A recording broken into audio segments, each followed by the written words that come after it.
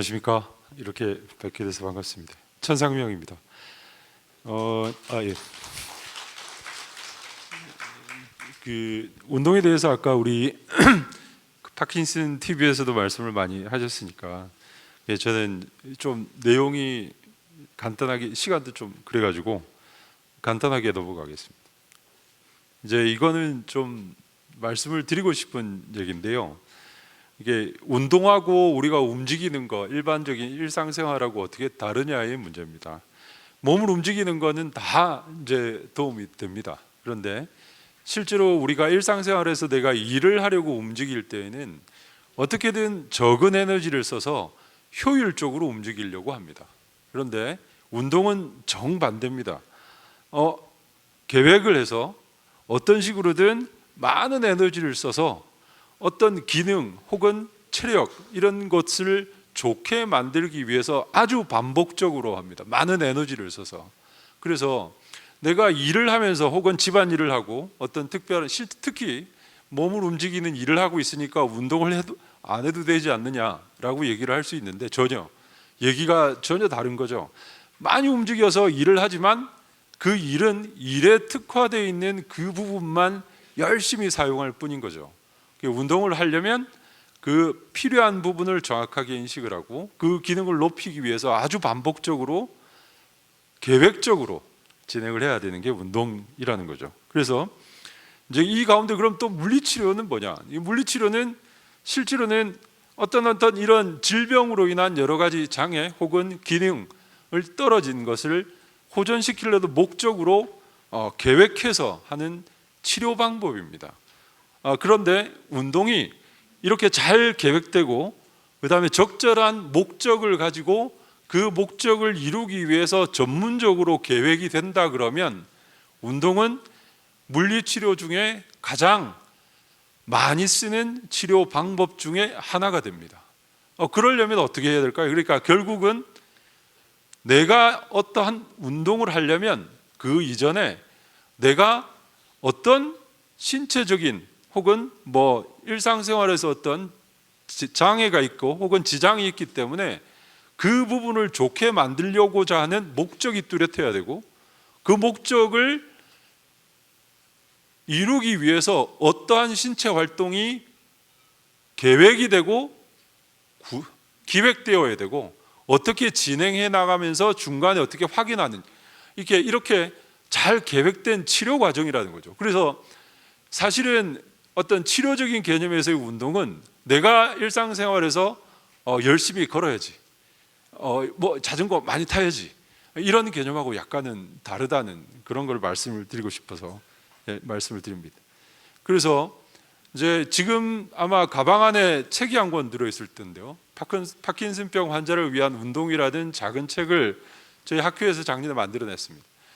여기는 결국 이 책이 그러니까 환자분들한테 운동이라는 것을 좀 알려드리고 어떠한 다양한 운동들이 있는지를 설명을 해드리고자 만들었었는데 그 중에 이제 이 가운데 앞에서 4가지 운동에 대해서 간단하게 소개를 해드렸어요. 이게 지금 저희가 이 책자를 만들어낼 당시까지 가장 파킨슨병 환자들에게서 시행된 효과적이고 검증이 된 혹은 신뢰할 만한 결과를 보내준 4개의 운동 연구를 간단하게 소개를 시켜드렸습니다. 그래서 거기들 보면 태극권은 6개월 이상 운동을 하니까 파킨슨병 증상뿐만 아니라 넘어짐을 좋게 만들었고 이후의 분석에서는 경제적인 비용까지도 많이 줄은 것처럼 보이고 저항 운동이나 트레드밀 운동, 이거 러닝머신이죠. 이거는 사실은 우리나라에서 하기 굉장히 힘듭니다. 1대1로 붙어가지고 길게는 24개월까지 봤어요. 이게 사실은 불가능하죠. 우리가 엄청 돈이 많으면 모를까. 근데 그렇게 하는 운동에서는 운동 증상이 좋아지고 나중에 진행되는 것도 일부 막아주는 것처럼 보였어요. 요가는 이게 짧은 기간을 하고 단체로 운동한 결과인데도 상당히 다양한 운동 증상뿐만 아니라 불안이나 우울 이런 부분도 좋아지게 만드는 효과를 보였고, 그래서 운동의 종류에 따라서 혹은 운동의 하는 방법에 따라서 사실은 너무 다양한 효과들이 있고, 그런데 그러려면 적절한 목적이 있어야 되고 그걸 목적을 이루기 위해서 어떻게 구성하고 어떻게 시행하느냐, 그걸 또 중간에 어떻게 중간중간 검증을 해 나가느냐, 이런 과정들이 사실은 따라야 되는 거죠. 그래서 무작정 우리가 따라하기가 참 쉽지가 않습니다.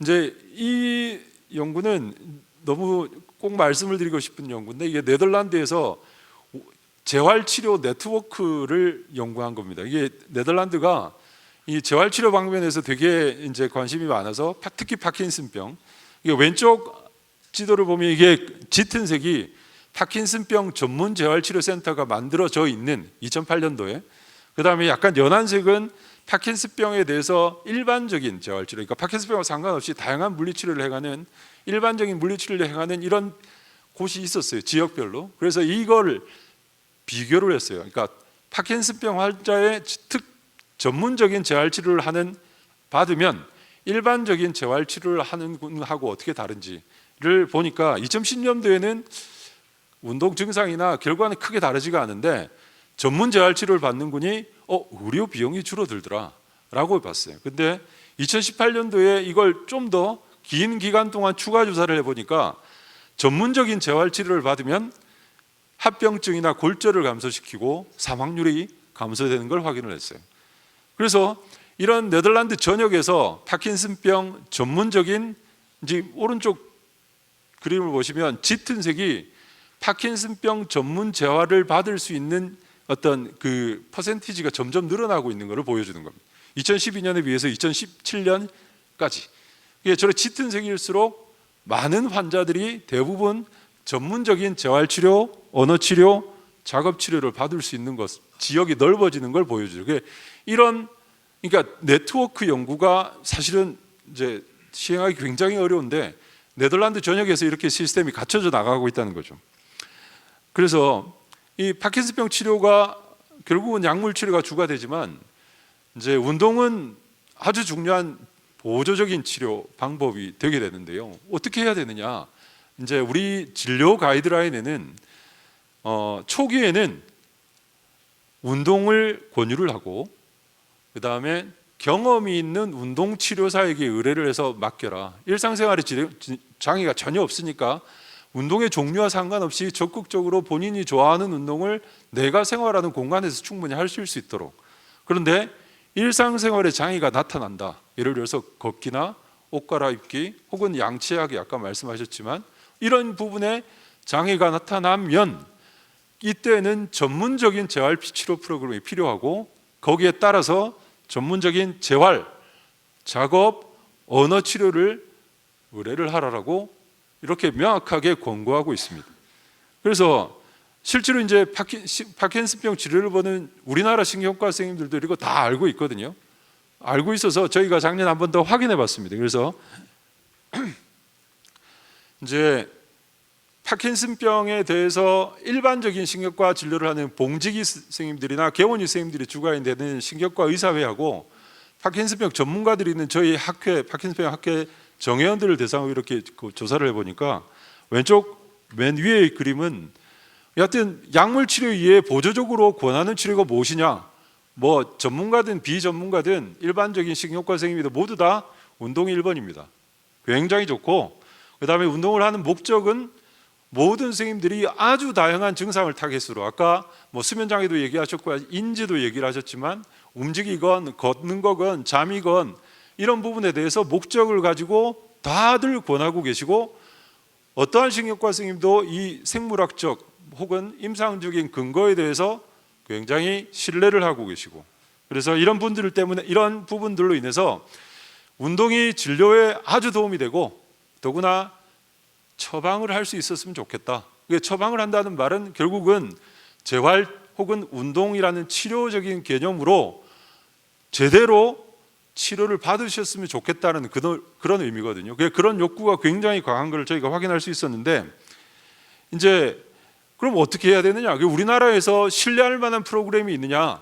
그게 뭐 많은 이제 그 개별 연구자 선생님들이 운동 연구를 시행해 오셨지만, 저희 이제 작년까지 2년간 질병청하고, 그러니까 비약물적인 치료에 대한 연구 과제를 지원을 받아서 저희가 앞서 보여드린 이 4가지 운동이 정말 우리나라에서 실행이 가능할까를 똑같이 디자인하고 시행을 해봤어요. 대신에 1대1은 안 되는 거죠, 우리나라에서. 그래서 대부분 그룹 운동으로 태극권과 저항 운동, 요가는 이제 그 처음에 그 연구 프로그램을 대부분 그대로 살려서 단체 운동으로 그러니까 해서 만들었고, 이제 자가 운동은 운동하는 장소까지 오지 못하신 분들을 위해서 이제 책자에 아마 그 자가 운동 홈 엑서사이즈가 나와 있습니다. 그 내용을 그대로 동영상으로 만들어서 유튜브로 해서 12주간 주 2회로 진행을 해서 봤더니 개별 운동이 다 도움이 됩니다. 어떻게든 운동 증상도 도움이 되고 보행도 안정적이 되고 그다음에 심폐지구력이나 체력도 다 좋아집니다. 개별 운동마다 선호도가 조금씩은 다르고 어떤 식으로든 특징이 조금은 다르지만 어떻게든 도움이 돼요. 그러니까 운동 프로그램이 외국에서 하는 만큼 그대로 하지 않더라도 우리가 단체 운동으로 현실적으로 실행 가능한 프로그램이라는 걸 우리가 확인할 수 있었습니다. 이건 조금 너무 숫자가 나오는 얘기라서 좀 고민스럽지만 이걸 간단하게만 보여드리겠습니다. 그래서 실제로 우리나라에서 이런 재활 치료가 어떻게 되고 있느냐, 파킨슨병 환자에게 그걸 조사를 해봤어요, 작년에. 그래서 10년간 추이를 봤더니 일단 2010년에 파킨슨병으로 진단을 받은 분들이 4만 9천 명입니다. 2020년엔 이게 9만 1천 명으로 거의 배 가까이 늡니다. 그런데 이제 그럼 재활 치료 받은 사람들이 얼마냐? 2011년에는 4만 9천 명 가운데 재활 치료를 받은 분이 약 한 4,800명으로 10%가 채 미치지를 못하거든요. 그런데 2020년에는 9만 1천 명의 환자 가운데 재활 치료를 받으신 분이 13,000명이 돼서 많이 늘었어요. 거의 14%를 넘어갑니다. 이제 재활 치료 처방 건수도 엄청나게 늘어났는데 그 늘어나는 처방 건수를 보니까 이 그래프인 거예요. 이게 사실 잘 안 보이시죠? 너무 자세한 숫자를 안 보여드리려고 그런 것도 있는데, 파킨슨병 환자 1인당 연간 진료비가 2011년에 전체 환자 평균은 224만 원이었어요. 그게 2020년에는 426만 원으로 늘어나요. 그런데 재활 치료를 받은 오른쪽 그림의 자료를 보면 2011년에 재활 치료를 받은 환자들의 그 평균 진료비가 877만 원으로 약 한 서너 배가 되죠. 그런데 이게 1,796만 원으로 늘어납니다. 그러니까 재활 치료를 해서 입원을 하게 되면 엄청나게 많은 의료 비용이 나간다는 얘기예요. 이게 왜 이럴까요? 그래서 이제 실제로 재활 치료를 받는 환자는 13,000명에 불과합니다. 그 중에 대략 10,000명 이상이 입원을 하거든요. 그래서 저 1,796만 원이라는 평균 비용이 다 재활 치료 비용으로 나가는 것은 아니겠지만, 입원해서 장기간 재활 치료를 유지를 하는, 그래서 병원비가 이렇게 엄청나게 크게 소수의 환자들한테 증가되고 있다는 얘기를 확인할 수 있었습니다. 10년간 보면 외래 진료비는 거의 줄었습니다. 도리어 68만 원에서 41만 원으로 줄었으니까요. 저 밑에 있는 그래프는 이게 정기적인 재활 치료를 주 2회 4주 이상 유지한 것만 봤을 때 2011년에는 2,900명이었는데 2020년에는 9,000명으로 많이 늘었습니다. 그런데 숫자를 한번 보세요. 전체 환자 수하고 입원 환자 수하고 똑같죠.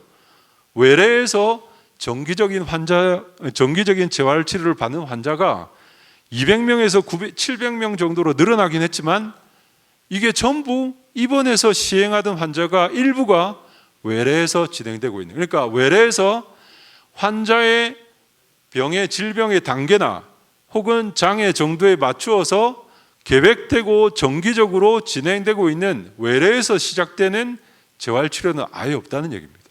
전부 장기적인 입원을 통해서 진행이 되고 있고, 주로 이는 재활요양병원에서 엄청난 처방을 때리고 있다는 얘기죠. 그래서 우리가 급여 기준을 다시 한 번 더 찾아봤는데, 사실은 파킨슨병의 재활치료 급여 기준은 없습니다. 뇌 질환에 대한 재활치료는 대부분 뇌손상이나 뇌졸중, 급성기 뇌손상을 받은 환자에 집중이 되어 있습니다. 그래서 진행하는 신경퇴행성 질환의 경우에는 개별적으로 판단한다, 라고 되어 있습니다. 그래서 급성기 초기에 2년간 재활치료를 받을 수 있다는 문구가 앞에 있거든요. 뇌졸중이나 뇌손상, 그러니까 파킨슨병 환자들에도 똑같이 이게 적용이 되는 줄 알고 대부분의 재활치료병원에서는 파킨슨병이 진단된 초기에 일상생활에 아무 문제가 없는데 재활치료를 엄청 처방을 하시고 실제로 2년이 지나면 이건 재활치료 제가 못 해드립니다 라고 얘기를 해서 치료를 아예 안 해주는 경우도 생깁니다. 이게 현재 이제 실제죠. 근데 이거는 사실은 파킨슨병 환자분들이 파킨슨병 협회 설문조사에서 진행을 한 설문을 보면 전문적인 운동 프로그램을 진행을 하고 계시는 분이 얼마나 되신지를 보려고 이제 이 자료를 찾아봤거든요. 대부분 그냥 혼자서 걷는 게 가장 많아요. 자전거 타기. 이건 계획된 운동이 사실은 전혀 아니죠. 어떤 목적을 가지고 하는 운동이 전혀 아닌데, 그럼 왜 이렇게 전문적인 운동 프로그램을 그러니까 하지 않으시냐고 물어봤더니 거의 70%의 답이 경제적인 부담 때문에. 그래서 재활치료 혹은 운동이 의료보험, 급여 혹은 산정특례 혜택이 되었으면 좋겠다라고 바라는 부분이 굉장히 컸습니다. 그래서 이제 제가 그냥 마지막으로 정리하는 말씀을 드리겠습니다. 이제 운동을 혹은 재활치료를 우리가 하자 그러면 일단 첫 번째, 기능에 제한이 없고 일상생활에 아무 제한이 없는 초기 환자분들한테는 제일 효과가 큽니다. 왜? 질병의 진행 단계를 늦춰줄 수 있으니까. 그래서 그분들한테는 집 가까운, 일상생활에 가까운 어떤 운동센터에서든 파킨슨병 전문 운동 프로그램 네트워크를 갖춰서 집에서 가깝게 일상생활에 전혀 지장이 없으니까 생활하시면서 운동을 유지할 수 있도록 하는 그런 전문 운동 프로그램 네트워크가 필요할 것 같고, 나중에 진행해서 일상생활에 제한이 있고 내가 생활하는데 지장이 있으면 그게 말하는 거든 혹은 내가 조그만한 생활에 어떤 장애가 있든 혹은 물리치료든 간에 전문 재활치료 프로그램 그러니까 의뢰 시스템을 만들어 가지고 이거 하려면 어떻게 해야 돼요? 결국 재활의학과 선생님들하고 저희하고 같이 상의해서 서로 의뢰하는 어떤 또 하나의 의뢰 시스템 네트워크를 만들어야 되는. 그럼 이게 그냥 만들어질 수가 있느냐? 사실은 안 되죠. 그러니까 적절한 급여화 방안, 예를 들어서 처방을 내고 그 처방에 대해서 적절하게 보험 급여를 해줄 수 있는 이런 급여화 방안이 없으면 사실 저런 네트워크를 혹은 저런 의뢰 시스템을 저희가 만들어 드릴 수가 없는 거죠. 이제 혹시 미국의 의료보험 제도를 아십니까? 메디케어라고 하는데 아주 후진적입니다. 그러니까 메디케어는 우리나라 의료보험제하고 비슷한 시스템이긴 한데 이제 보장해주는 범위가 아주 적기 때문에 개인적으로 사보험이 없으면 미국에서 제대로 된 진료를 받기가 엄청 어렵습니다. 메디케어 하나 가지고 보장해주는 범위가 너무 작기 때문에. 그래서 적절하게 전문적인 치료를 받으려면 내가 개인적으로 사보험을 들어야지 그 사보험에서 커버를 해주는 거거든요. 그런데 제가 알기로는 메디케어가 우리나라 의료보험보다 분명하게 한 가지가 좋은 게 있습니다. 그게 뭐냐? 파킨슨병을 포함한 진행하는 퇴행성 뇌질환에 있어서 포괄적이고 제한 없는 재활치료가 메디케어 안에 들어가 있습니다. 그게 불과 몇 년 전입니다. 어떻게 했느냐? 결국은 환자단체하고 저희와 같은 전문가 단체가 엄청나게 싸우고 해서 의회에서 얻어낸 거죠.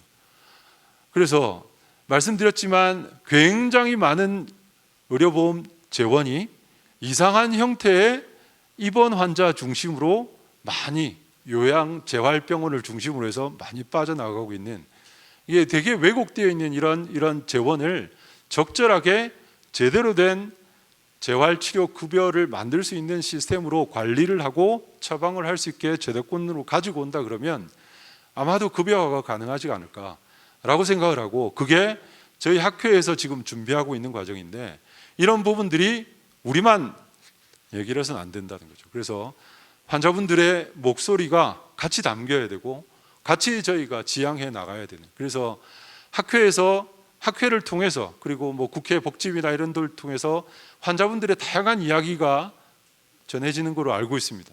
그런데 같이 의견을 모아 나간다면 이런 작업도 충분히 가능하지 않을까 생각을 합니다. 앞으로 열심히 노력하겠습니다. 감사합니다.